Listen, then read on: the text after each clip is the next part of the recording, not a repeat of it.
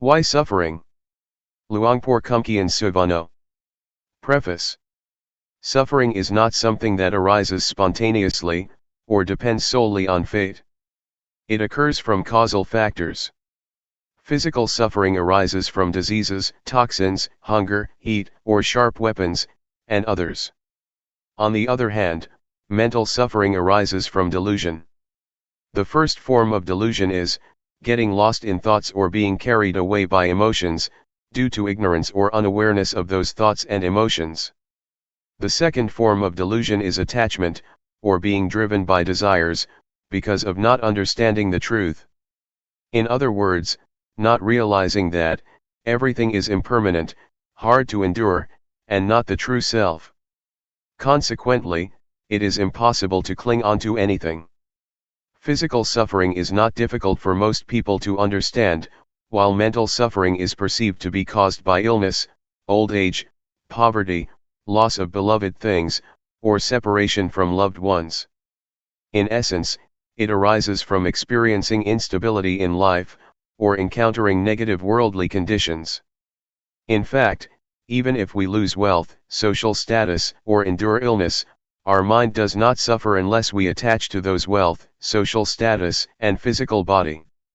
The less attached we are, the less our mind suffers when such situations occur. Although, completely letting go of things is challenging for human beings, it does not mean we are incapable of starting from this moment.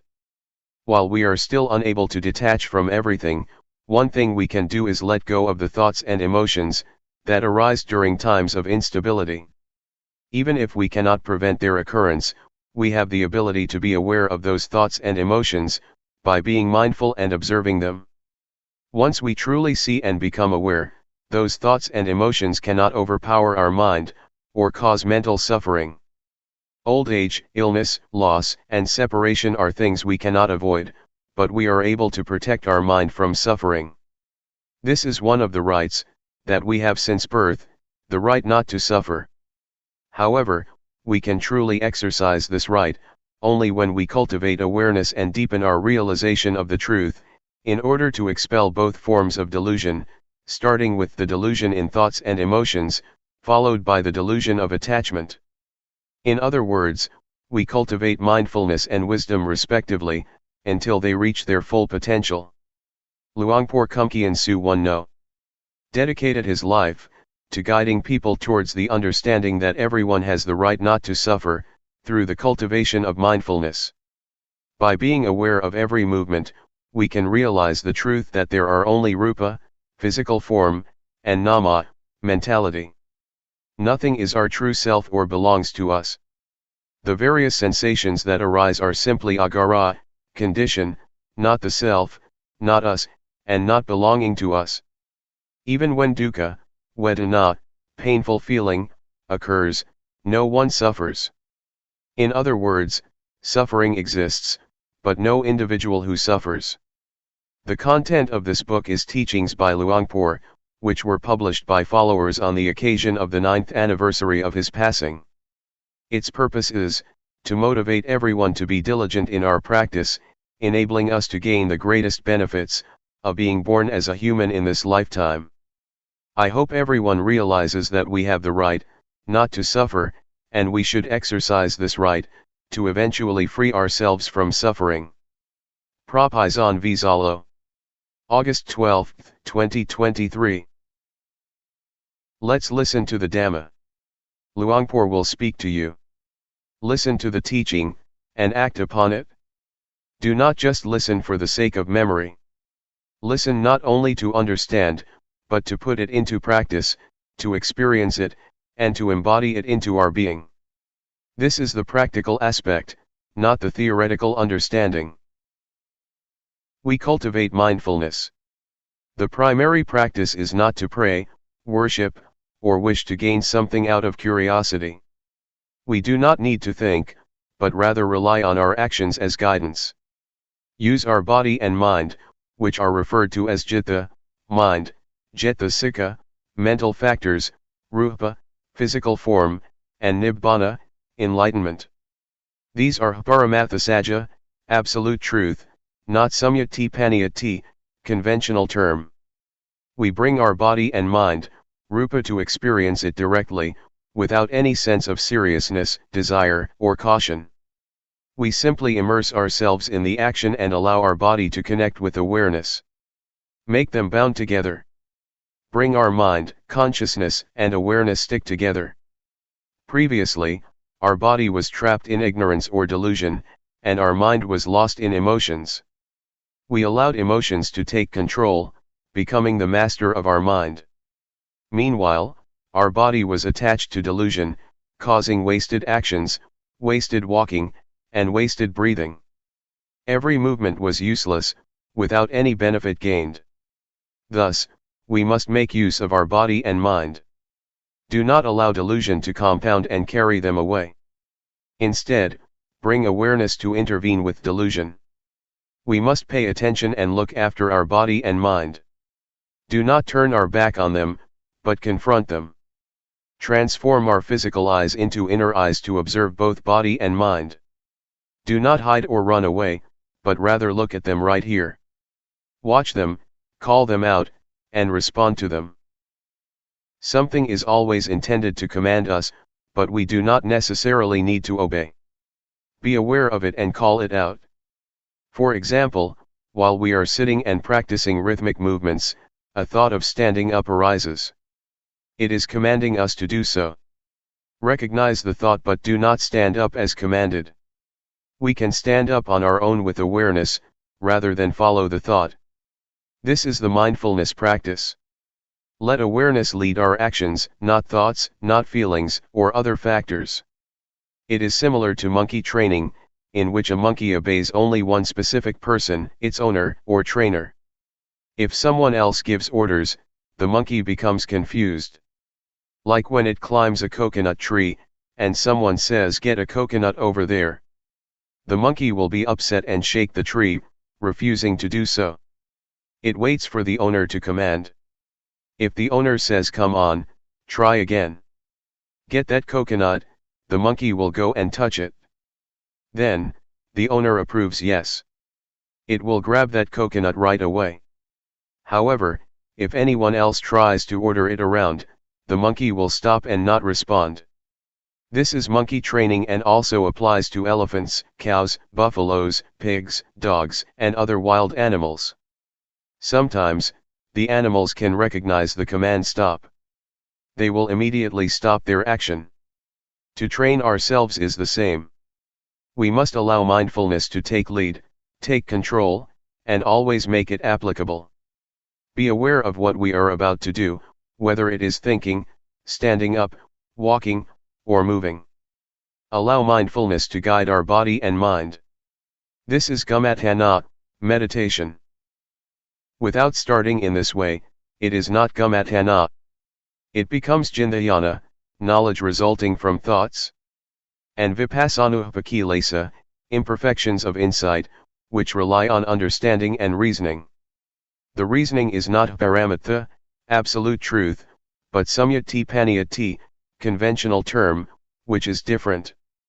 Liking is one thing, disliking is another thing. But at paramatha level, they are all one. They are all awareness. Observing the body, we see this; observing thoughts, we also see this; observing vedana, feeling, we see this; observing actions, rupa, physical form, and nama, mentality, we see the same thing. It is not seeing something different. If we are mindful, the mental illusions will not arise often. Even if they do arise, just notice them and illusions will suddenly fade away. Moreover, if our mindfulness is powerful, it can serve as our inner eyes. They have the ability to see thoughts, emotions, and vedana. Our physical eyes cannot see them. They are limited to seeing only rupa, physical form. We must keep our inner eyes open, do not let them close. Closed means diluted. Meanwhile, awareness is being conscious through the opened inner eyes. Even with closed eyes, we can be simply aware. For example, when we practice rhythmic movements, we can still be aware of our moving hands with closed eyes in the dark, without any light. During walking meditation, we can also walk without looking at our feet. Just be simply aware. Be aware of the existing body. Let's practice this together. This is not a university study, finished with a graduation. But it is finished through our actions. Start with actions and end with actions. It is not concerned with beliefs, religions, genders, races, or languages. It is entirely about actions. Do not get caught up in any views, let them go. Take actions instead. Focus on actions, which are concrete and tangible. We have our own hands, and the movements they make are genuine. This is the real action. Likewise, our breath is with us all the time, but we rarely breathe with awareness. We tend to waste it. Even grabbing something can create awareness as well. Every movement we make, whether blinking or swallowing, can become tools for cultivating awareness. Practicing rhythmic movements may cause some body pains and aches. For newcomers, Vedana, feeling, can be more overwhelming, compared to those who have been training for a long time. They cannot sit or walk in a meditative posture for so long, due to the intensity of Vedana. Newcomers can easily get lost in these physical sensations, as Vedana tries to distract and lead them towards delusion. This is similar to infiltration or transformation, such as how diseases spread, and our bodies work to resist infection. The awareness and Vedana are similar. Vedana always uses its greatest power, to force us until we surrender. If we are not conscious or not aware of this, we will easily get caught up in Vedana. It will command us, become stronger, and make us submissive to it. We have to realize it. Newcomers sometimes get lost and fall into Vedana, experiencing physical pains, pleasure, and suffering. Some people may struggle with pain and suffering. They eventually raise the white flag. Do not surrender in this sense, observe it closely. The wisdom will manifest right here.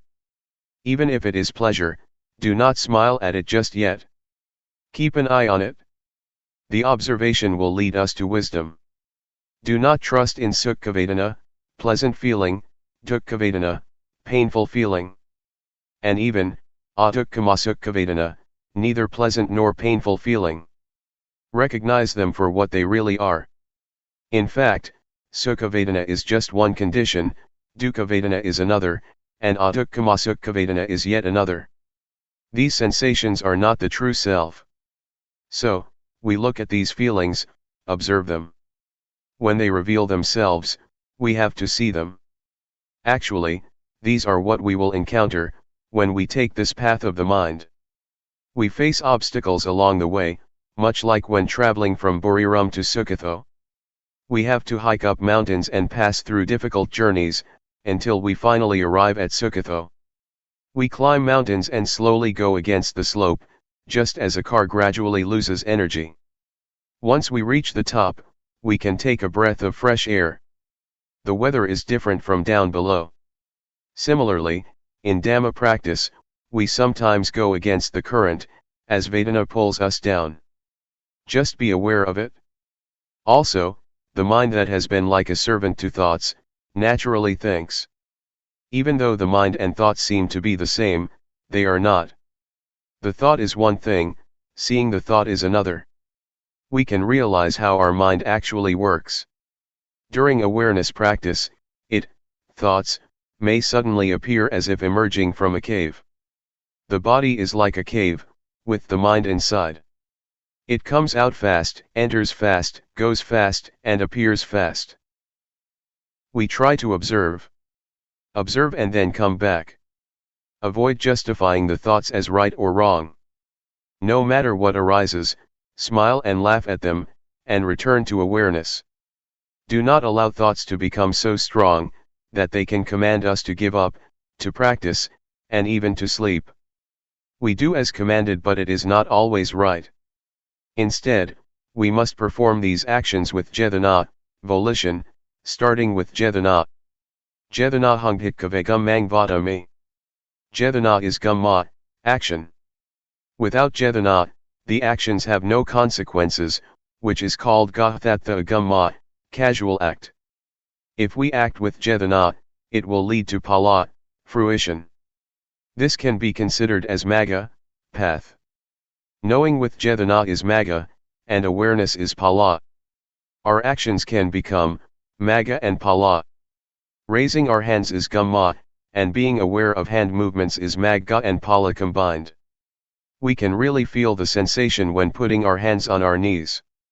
We can also be aware when tilting and raising our hands up. During the practice of 14 rhythmic movements, or 15 movements counting with our hands on our knees, we precisely sense the gestures. The objects we perceive do exist, and they are not an illusion like what we see in crystal ball gazing. Crystal ball gazing is to create visions, by staring at an object, but it is unnecessary for us. Instead, we count on what is real, rupa, body, citta, and citta sikha. We consider rupa as nimitta, sign or mental image. Rely on what is real to perceive the truth. Wisdom arises from observing rupa, nama, and sankhara, formation, gaya sankhara, bodily formation, and citta sankhara, mental formation. This is wisdom, which is thoroughly knowing the mass of sankhara, rather than thoroughly knowing nimitta from crystal gazing. Even seeing the Buddha or a Buddha image, is still nimitta. Thus, we must focus on the body or rupa. Consider rupa as nimitta, and be aware of nama, the mind or thinking mind. This is how we realize rupa and nama. See their conditions, recognize their pleasure and pain, and observe their actions. We also see sila, morality, samadhi, concentration, and panya, wisdom, arising in rupa and nama. Similarly, we see punya, virtue, and papa, non-virtue, manifesting in them, not in the temple or in Luangpor. In fact, both punya, virtue, and papa, non-virtue, exist in rupa and nama. Rupa and nama are capable of doing good things. The cultivation of mindfulness is also a good deed. Being aware of our actions does not do any harm. It causes no harm at all, as we remain conscious of our body, speech, and mind. When thoughts arise, simply return to awareness.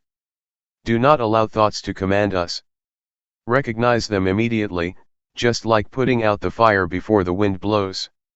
Whenever the fire breaks out, extinguish it right away. Through experience in extinguishing, eventually it may not arise.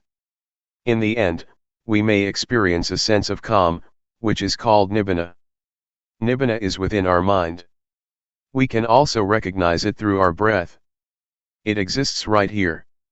Do not look for nibbana anywhere else. This is why we have to be aware and observe our body and mind, considering them as nimitta. Bring awareness in our field work, that is the primary practice. Allow actions to guide us rather than reasoning. This is gumatthana, the base of action.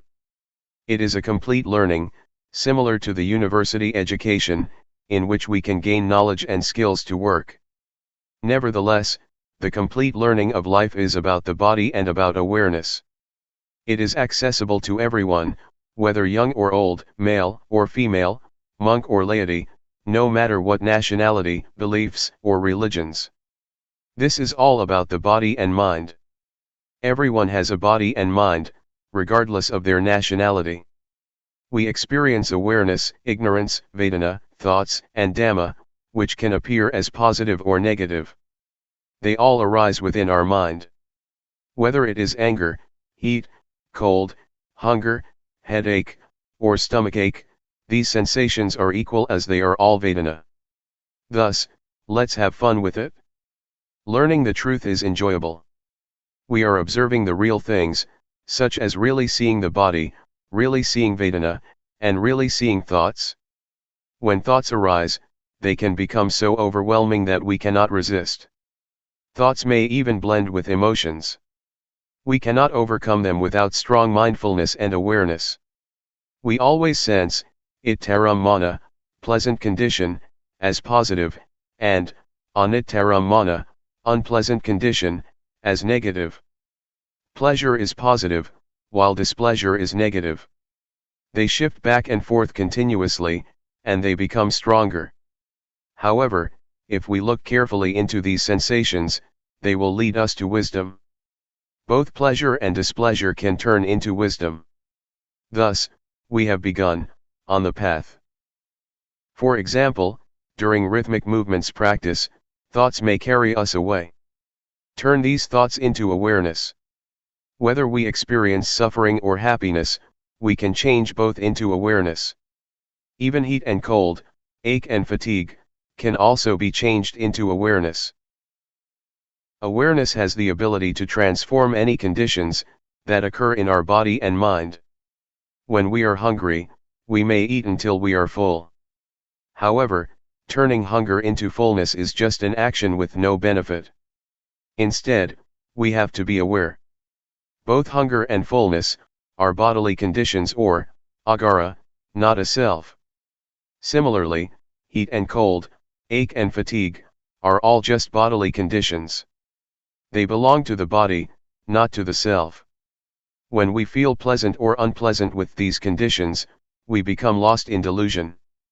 To gain wisdom, we must realize that they are just bodily conditions. Anger, anxiety, and sadness are mental conditions, or agaro likewise. Pleasure that is derived from fulfillment is also a mental condition, not a self. We allow these conditions to develop their influential power, commanding us to keep climbing higher, without ever stopping. If we look at it, we will see. Whatever we see, it all becomes awareness. Whatever we see, it creates awareness. Awareness provides us with answers, and guides us towards life's solution. Life can be revealed. Still, some people are unable to do so, such as those who follow anger or drown in pain. They cannot get over the feelings. For them, life has no way out. It is blocked as a dead end. If we have awareness, life can be revealed. It has passed. It has gone and become vimukti, freedom. With awareness, we can approach Magga and Phala immediately. Moreover, studying what we see with our eyes, hear with our ears, and touch with our hands, is studying the truth.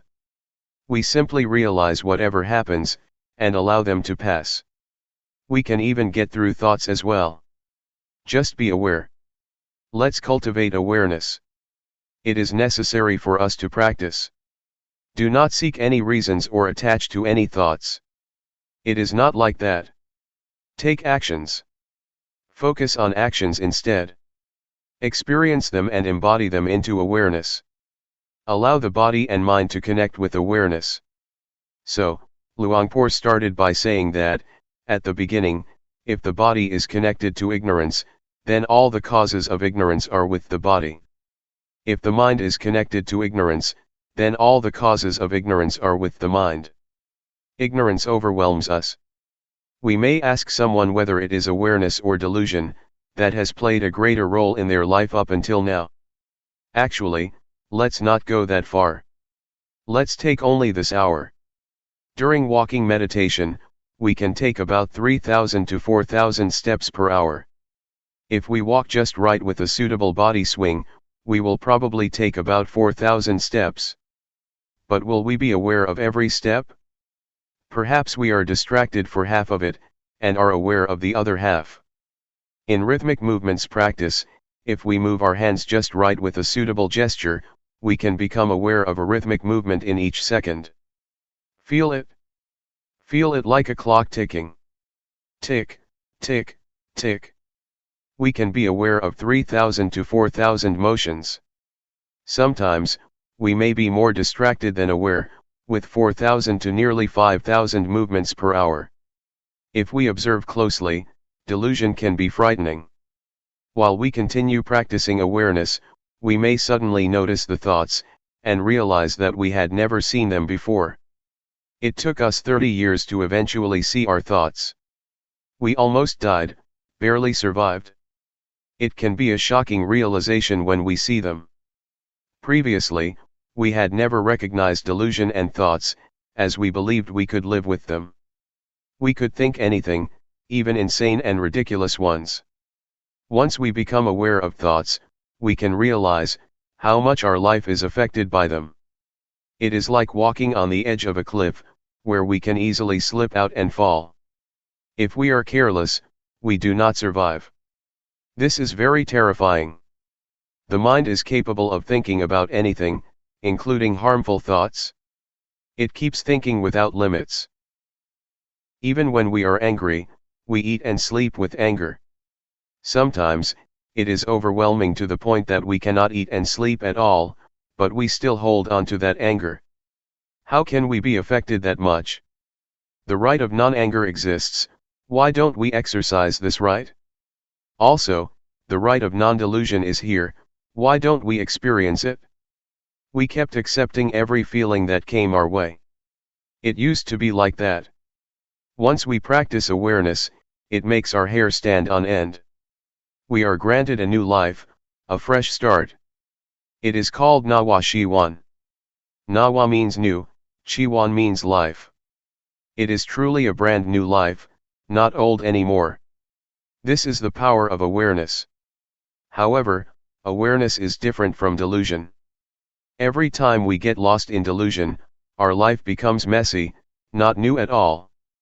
Like a clean white cloth, when carrying thoughts, it becomes dirty, stained, spotted, and gloomy.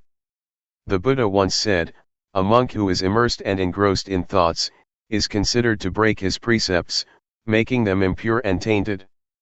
Such is the power of thoughts over us.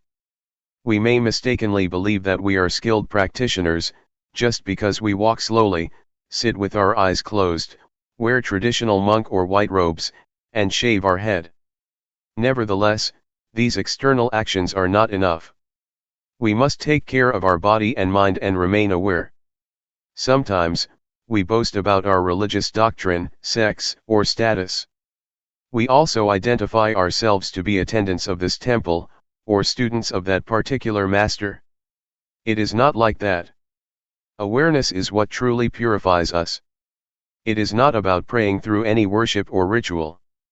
Try to be aware of ourselves. When thoughts arise, recognize them, before they lead to immoral actions caused by ignorance. Similarly, awareness always presents, before it becomes meritorious. Luangpor challenge you to do it. This is what the Buddha taught, not any rituals. We tend to value worship and religious ceremonies all along. We are good at these things. Like some environmentalists, they are activists who focus on advocacy, but cannot even grow plants, vegetables, or preserve anything. This is not how it should be. Actions are required, do them well. Mindfulness practice is taught through action, rather than knowledge. It is easy to teach someone to be knowledgeable. They just explain about, 2 Bahugara Dhamma, virtues of great assistance, which consists of sati, mindfulness, the ability to recollect, and sampajanya, clear comprehension, the ability to be aware. By emphasizing this 2 to 3 times, we can certainly understand and remember it. When put to the test, the question is, what are the Dhamma that provide us with such great assistance? We can say that sati and sampajanya are like our parents, providing great assistance to us. We can answer in this sense and pass the certificate. This is how we gain knowledge, but we still do not know how to put it to use. Where exactly is awareness? This is why we are here. We do not need to talk. Just allow the body to connect with awareness. Be aware of it, without using any words. Bring the body to feel and experience awareness directly. Know it. Recognize it. Be conscious before speaking, doing, and thinking. Likewise, be aware while speaking, doing, and thinking. Mindfulness and awareness will suddenly come together at the same time. Complete. Sati and Sampajanya do not separate, they exist together. When we flip our hand, we are aware of it. Even before flipping our hand, we can feel it. While flipping our hand onto its edge, we recognize it.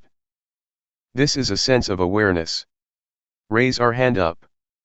Feel it. Bring it here. Be aware of it. Know it. Know it again. Know it lightly. Know it fresh. And know it purely. Spiritual Tips for Meditators. Part 1. By Luangpor Teean. The Path of Mindfulness. Now I am going to teach you the way to meditate. Please relax and feel comfortable, because what I am going to teach you is based on something you already have in your mind. The teaching that I am going to instruct you in is based on something which is real and genuine, the truth. And the truth cannot be deceived. It cannot be deceived by neither the master nor the students. The master cannot deceive the student and the student cannot deceive the master, once either of them has realized or understands the truth. This is a technique that can be understood by everybody. All of us have mind and body. We also have mindfulness. Mindfulness is a quality of mind that we can cultivate and develop, but it is already in our minds. Once we are mindful or once we are awakened to mindfulness, all of us are the same, but if we do not have mindfulness or if we are not mindful, we are different. Meditating, especially developing mindfulness, does not require special time designated specifically for this technique. It can be practiced all the time in our daily lives. It does not demand special time, mainly because mindfulness is already in our minds. It can be developed through our daily activities. If we practice properly, we will feel that our lives are normal. We cannot practice for others but have to practice for ourselves. We cannot learn from others but have to learn from direct experience. We have to learn by realizing the truth in our minds. The meditation cannot be achieved from memorizing texts or reading books. We have to experience the reality in ourselves. For example, when we think, we have to see, observe, and experience the reality of thoughts, how they arise and how they fade away. These can be learned through direct experience, not through reading books or memorizing texts. What I am trying to convey is what I have realized from direct experience, not from analytical thoughts or knowledge of texts. This realization is based on direct experience that everybody can achieve or realize for himself. When we practice on what we already have. We have body and mind. We practice by using our body as an object, our body's movement. When our body moves, when our hand moves, we should just be aware. The hand is real, the body is real, and our awareness of them is real and can be cultivated. The more we practice, the more awareness we accumulate. This way of practicing asks us to accumulate awareness, until it becomes the dominant quality of our minds. Once everybody has total awareness, everybody will be the same in the sense that their lives are normal. But if we do not have awareness, we behave differently out of hatred, greed, and delusion, which disrupts our lives so that we contradict each other, preventing harmony and creating disunity. So, the point is how to cultivate awareness. The key to Buddhist meditation is cultivating awareness, and I am going to instruct you how. Once we understand and practice by ourselves, we will know ourselves better and live our lives properly. Now I will demonstrate. Everybody, please place your palms on your thighs, sit comfortably, and open your eyes. First turn your right hand onto its edge from your thigh, raise it to the height of your chest, and move it to your abdomen. Turn your left hand from your thigh, raise it to height of your chest, and move it to your abdomen. Move your right hand to your chest, move it out, lower it to your thigh, and turn it down. Raise your left hand to your chest, turn it out, lower it, and turn it down. Again. Please try to be aware of every movement, aware, not focused. Feel Feel the sensation of your body. Just make it natural. Just feel it. That is the way to develop awareness naturally. Sometimes thoughts will sneak into our minds, just open yourself up to them but don't follow them. Once we are aware of our thoughts, we return to our body, to the movement of our hands. This method does not encourage one to stop thinking but just to be aware of it. In fact, we cannot stop thinking because it is the nature of our mind to think. We should be open to all kinds of thoughts, but do not follow them or repress them. Just be aware. With awareness, we will be firm and not react to our minds, either positively or negatively. This is the introduction. I would like you to try, to practice, to feel yourselves and see how it affects your mind. When you place your hand on your thigh, do you know where your hand is? Once you know where your hand is, you have already cultivated knowingness, that is to know, to feel where your hand is. And the practice of mindfulness is based on this awareness. When you turn your hand on your thigh, do you know the position of your hand? You know where your hand is, right? Raise your hand. Is it on your thigh? Where is it? Who knows the position of your hand? You or other people? Can anybody know for you? Is it only you that can be aware of where your hand is? No, no, no, be aware, be aware, be aware. Do not force your mind to focus or concentrate on every minute of your movements, just feel every step intervally, and don't focus your mind to feel like a straight line of feeling. That's not the right way. The only thing you have to do is be aware. Don't analyze or try to reason what you are going to do or why you are having such thoughts. Don't analyze or rationalize any of your thoughts. Do not make judgments, whether this thought is good or not, just be open to it, be aware of it, with no blame, no repression, and no stopping, just be receptive to the thoughts. This will enable awareness to develop quickly. Keep practicing, keep doing, and keep being aware of your body's movement. It does not need to be the movement of your hand, but can be the movement of your breath. When you breathe in and breathe out, these are also your body's movements. When you walk, try to be aware of your walk, be aware of whatever your movement is. Be aware of every position, and whatever you do try to be aware of only one posture. When you walk, just be aware of your walking, do not be aware of your breath. But if you want to be aware of your breath, that's okay as long as you choose only one object. Do not use too many objects or they will confuse you. The point is that whatever thoughts arise, just be aware, and come back to your body's movement. Do not be caught up in your thinking process or your thoughts. If you feel tired or tense after sitting for a long time, change your posture. While you change your posture, please be mindful, don't change it hastily out of impulse or out of unmindfulness. During your walking meditation, you can either fold your arms across your chest or clasp your hands behind your back. Keep your hands properly, it will enable you to walk slowly with mindfulness. About 8 to 12 paces of walking will do for the meditation. Do not walk for too long a length or your mind will be easily distracted. If you walk at my speed, in 1 hour you will walk 4,000 paces. If you know every pace, you already have 4,000 units of knowingness in 1 hour. It will accumulate and can change the quality of your mind. Anyway, if you become distracted or you forget and become unmindful, when you walk or move your hands, that's okay. Do not blame yourself or feel unhappy when this happens. Just let it go and start again. When a thought disturbs your mind, let it be. Do not try to repress or suppress it. Just feel open to it. It will fade away automatically. This is the nature of the mind that we can realize through meditation. Now, let's try to experience it ourselves. After practicing for an hour, you may come back and we will have a question and answer session for 30 minutes. How was your practice? When you felt distracted or caught up in your mind, did you see the difference between them? Did you realize when you were caught up in your thoughts? Did you see the difference when you came back to your body's movement, or became aware of the movement of your hands or walking?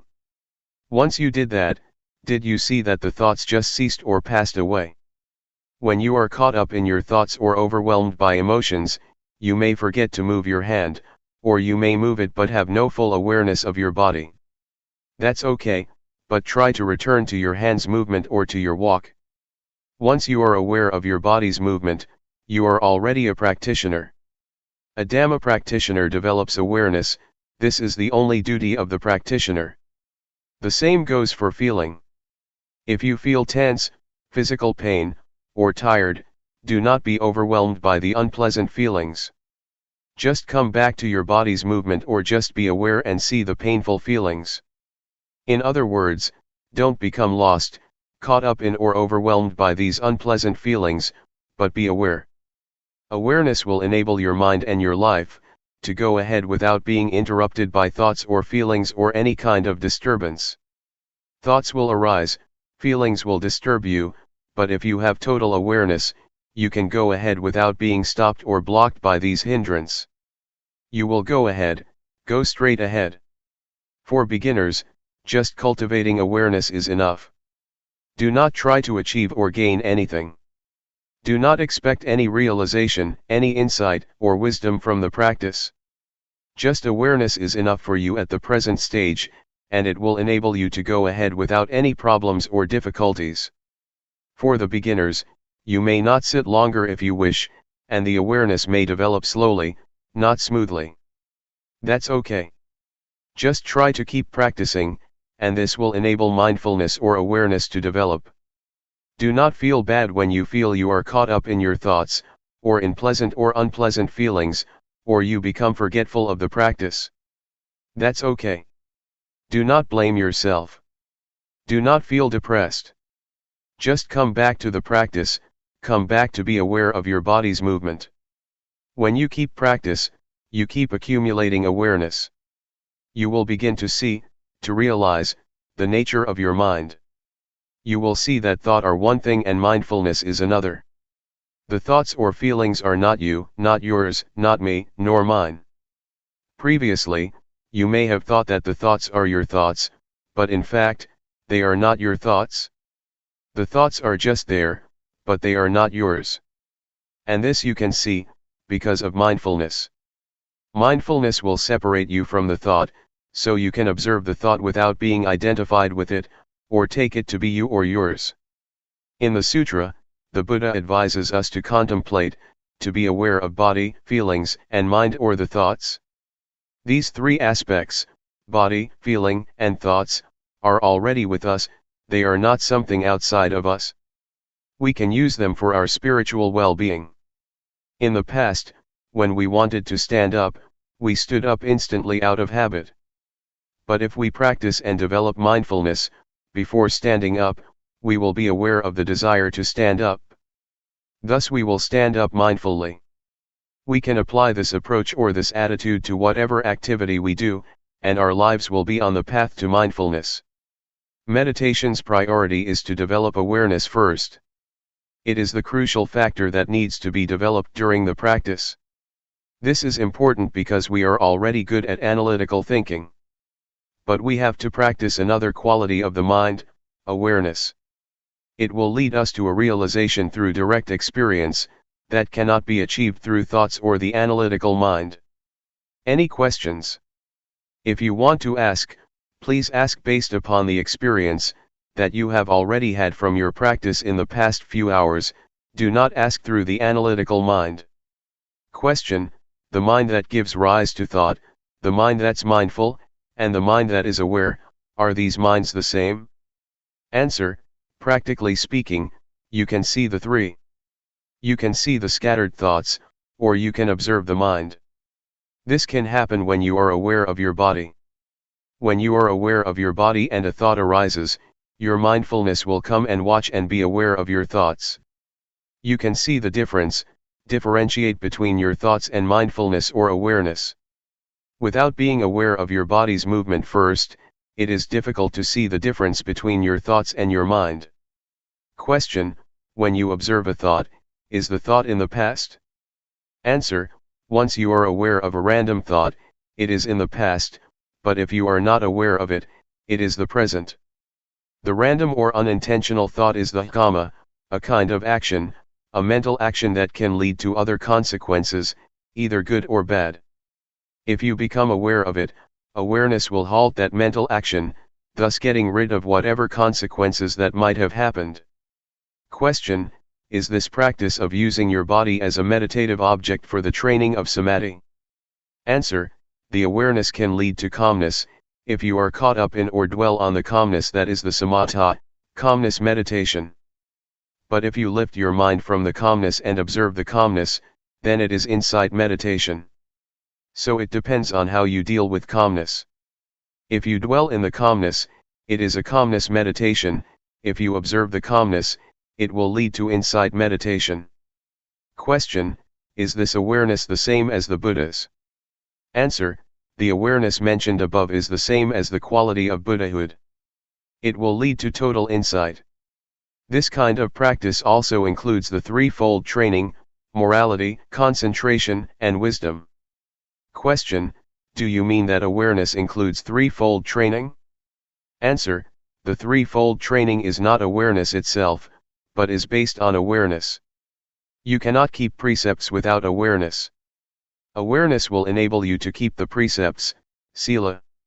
And awareness will enable you to develop concentration, samadhi, and to gain insight, panya. We need not waste time developing sila, samadhi, panya by different ways, but go directly to develop awareness, then sila, samadhi, panya will take place. According to the Buddhist canon, the Buddha said, self-awareness is the origin of wisdom, the parent, the source of righteousness.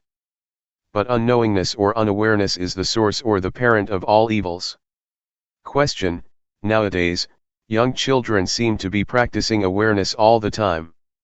Even we, when we are exposed to something new, seem to be more aware.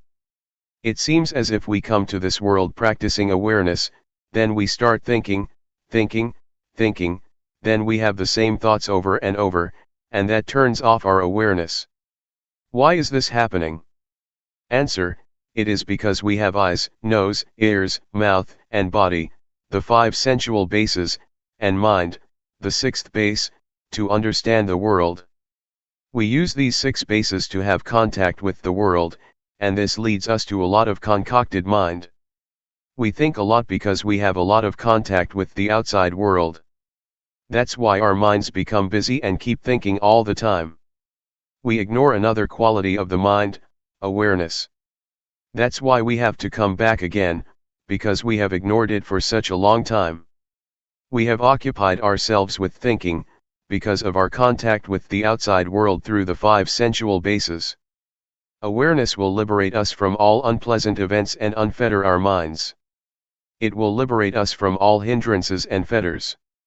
I can assure you that awareness will rescue our lives. Regardless of nationality or race, we can be united. Regardless of our differences, we have one thing in common: awareness. Awareness is in every person.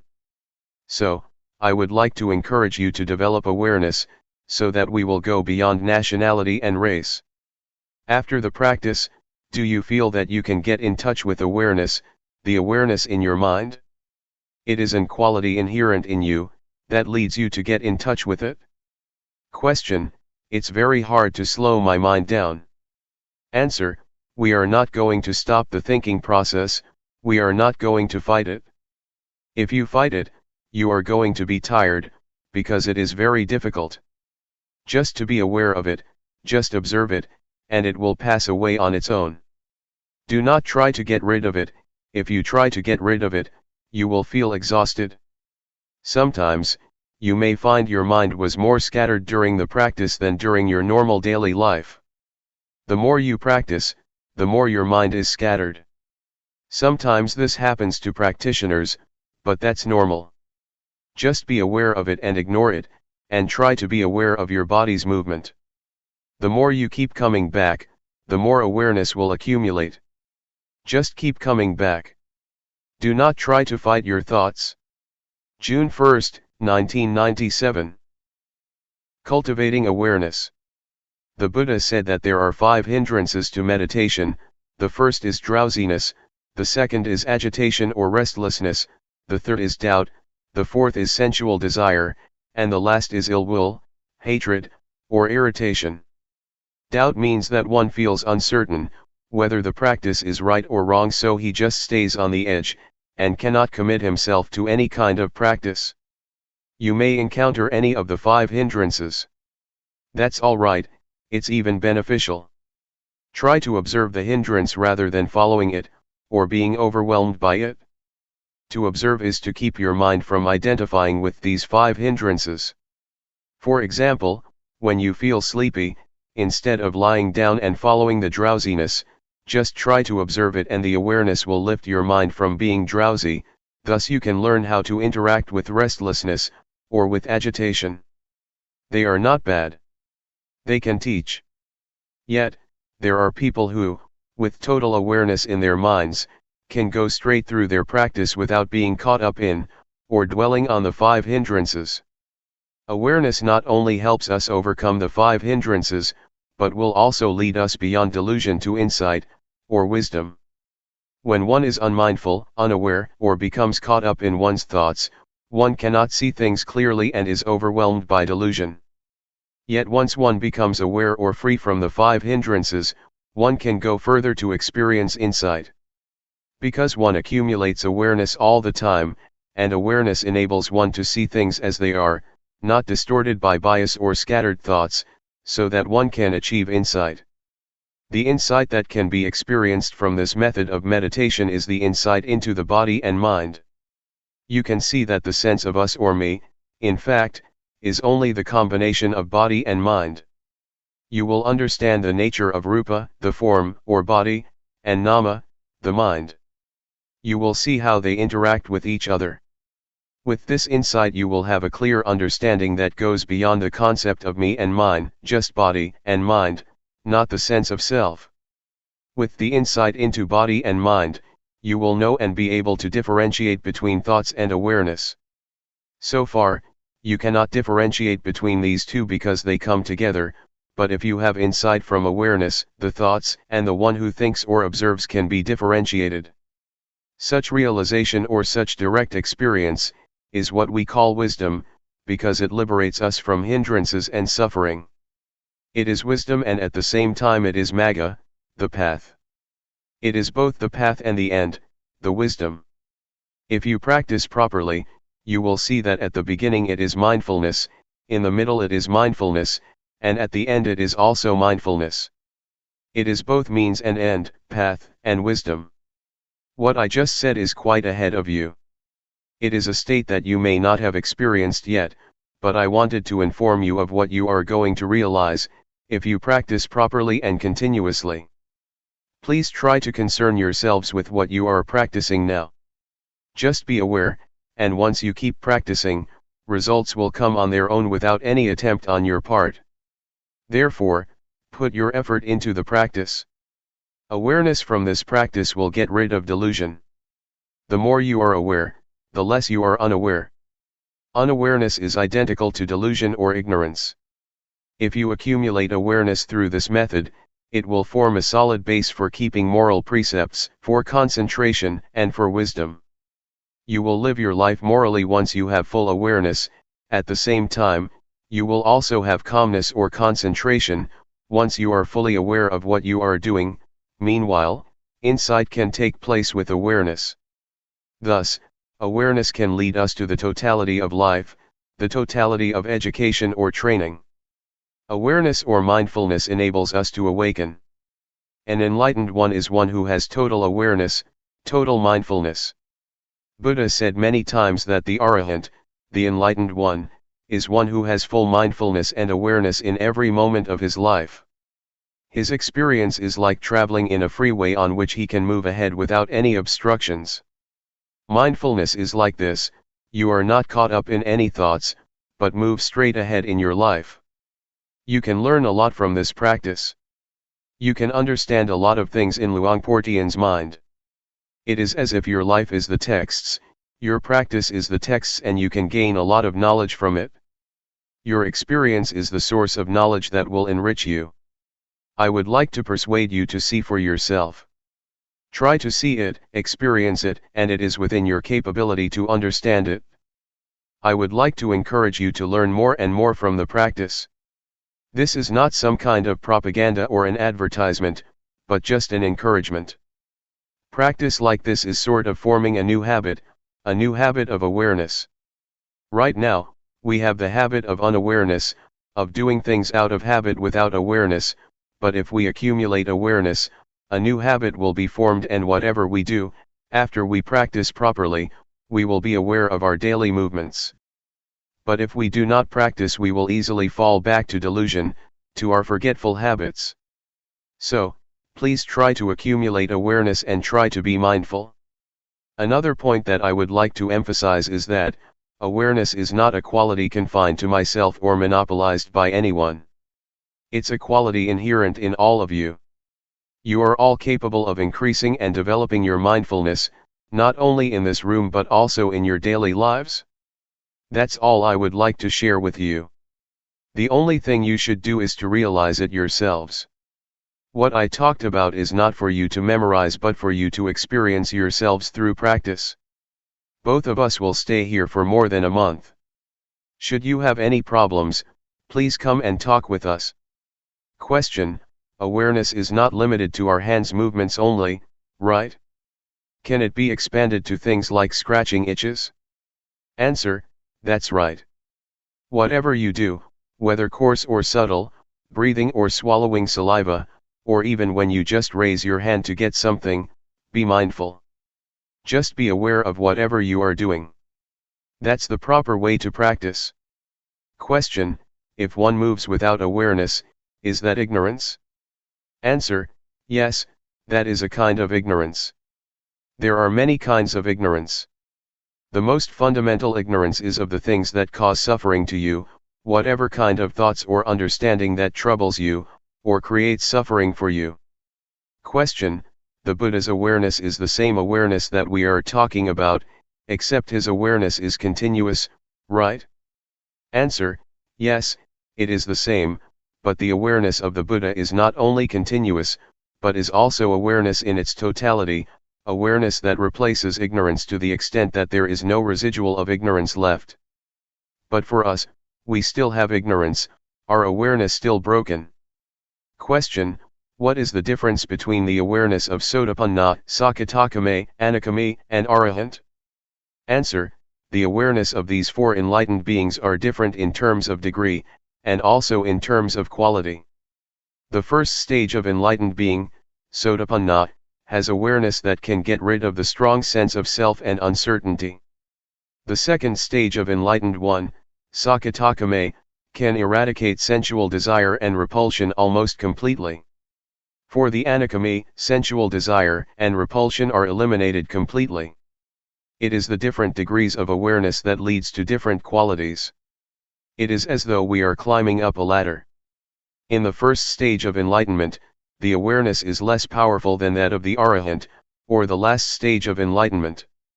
For example, when we get angry at something, we will think about it over and over again. But for the enlightened one, especially the third one, Anagami, once anger occurs, it just happens and he can let go of it. It just occurs one time and then he goes beyond the anger.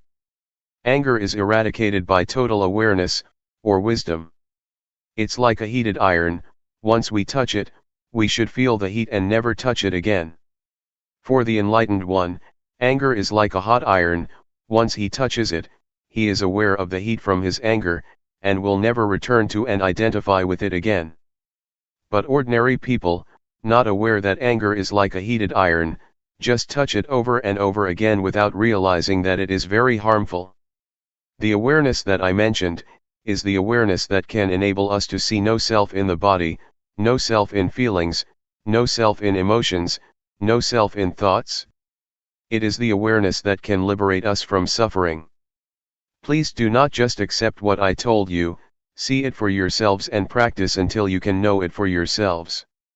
Then nobody can deceive you, nobody can mislead you, because you have already experienced it. What we should do is pay respect to the Dhamma, the highest refuge.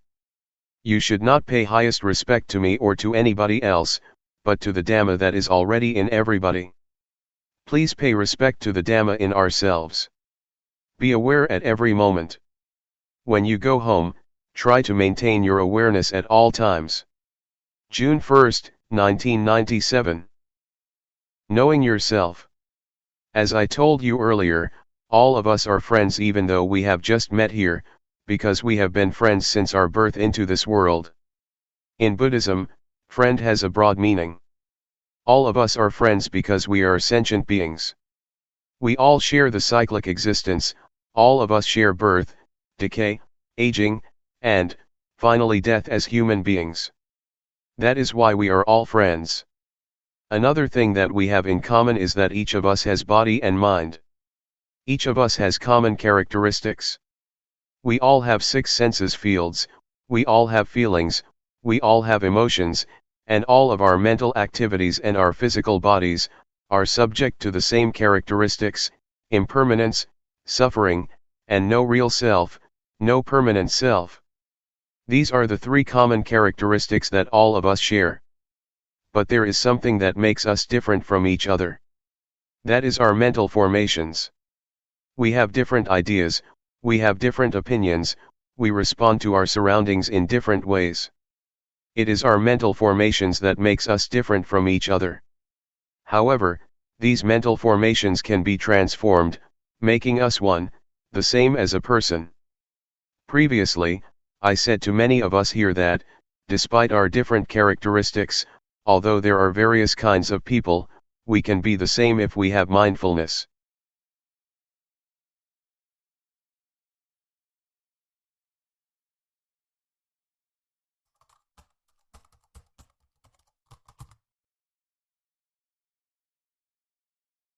May all beings be at ease, whatever living beings there may be, whether they are weak or strong, omitting none, the great or the mighty, medium, short or small, the seen and the unseen, those living near and far away, those born and to be born. May all beings be at ease.